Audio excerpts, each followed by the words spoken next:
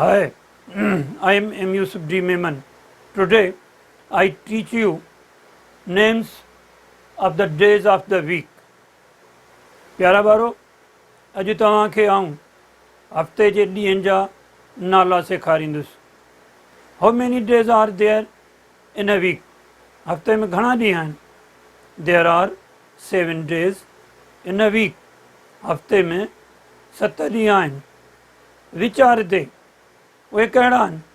They are number 1 Monday, number 2 Tuesday, number 3 Wednesday, number 4 Thursday, number 5 Friday, number 6 Saturday, number 7 Sunday. These are the 7 days of the week. ही हफ़्ते जा 7 ॾींहं आहिनि. Monday माना सूमर, Tuesday माना अंगारो, Wednesday माना अरबा, थर्सडे माना खमीस, फ्राइडे माना जुम्मू, सैटरडे माना छंछर, संडे माना आचर. Now let's spell these words. अचो त हिननि लफ़्ज़नि खे हिजे करियूं.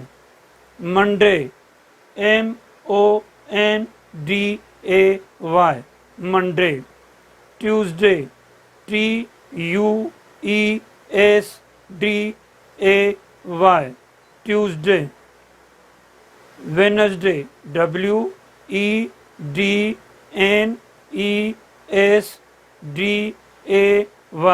Wednesday. Thursday, THURSDAY,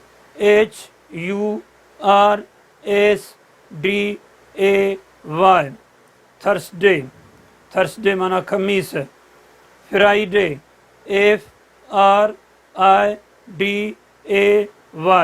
FRIDAY, Friday माना जुम्मू.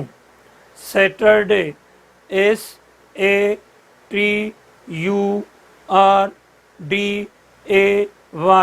SATURDAY, Saturday माना छंछर. Sunday,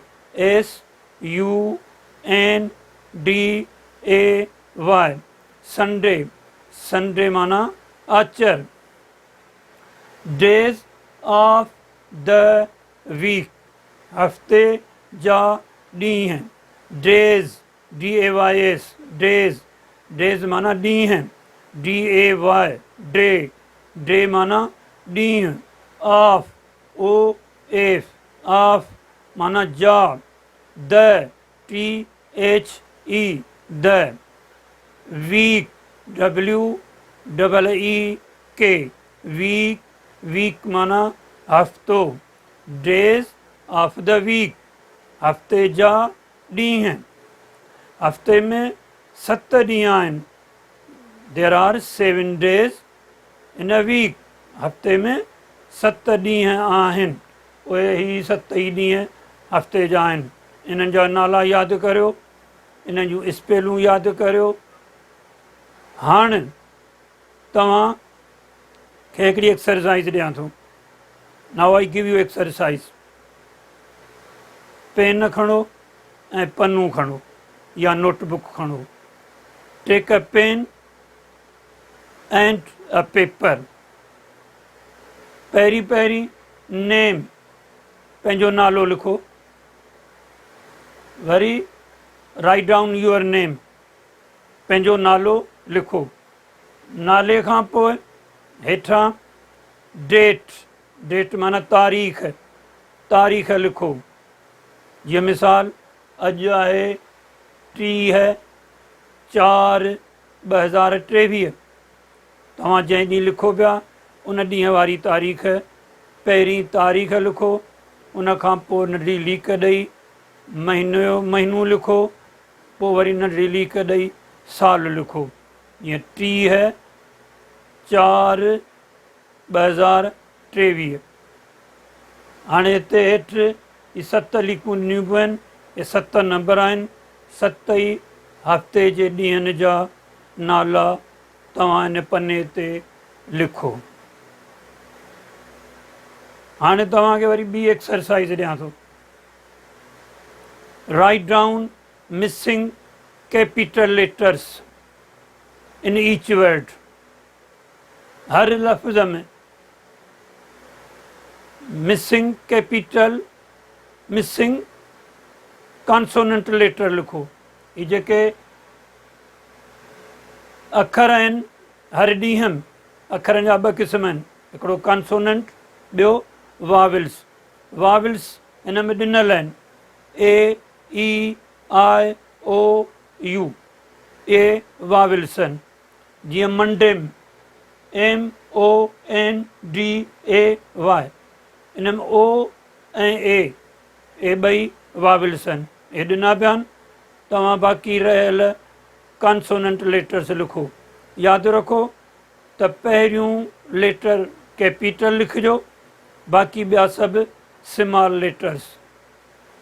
ट्यूसडे, इन में UEA 3 वाविल्स आहिनि, बाक़ी कॉन्सोनेंट्स आहिनि, उहे लिखो। पहिरियों कॉन्सोनेंट कैपिटल लेटर लिखिबो, ॿिया सभु स्मॉल लेटर्स। नंबर 2 वेनसडे, इन में EEA वाविल्स आहिनि, बाक़ी कॉन्सोनेंट्स आहिनि, उहे लिखो तव्हां। W पहिरीं कैपिटल लिखबी, पहिरियों लेटर हमेशह कैपिटल लिखिबो, बाक़ी ॿिया स्मॉल। थर्सडे, इन में UA ॿई वाविल्स आहिनि, बाक़ी कॉन्सोनेंट्स आहिनि, उहे लिखो। फ्राइडे IA ॿई वाविल्स आहिनि, बाक़ी कॉन्सोनेंट्स आहिनि, उहे तव्हां लिखो।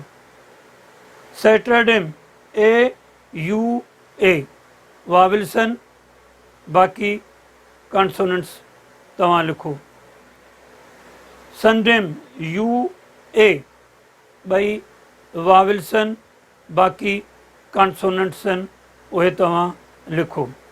वाय जेको आहे सो सेमी वाविल आहे। यादि करियो त वाय जेका लास्ट वारी आहे उहा सेमी वाविल आहे। AEIOU these are vowels. Why is semi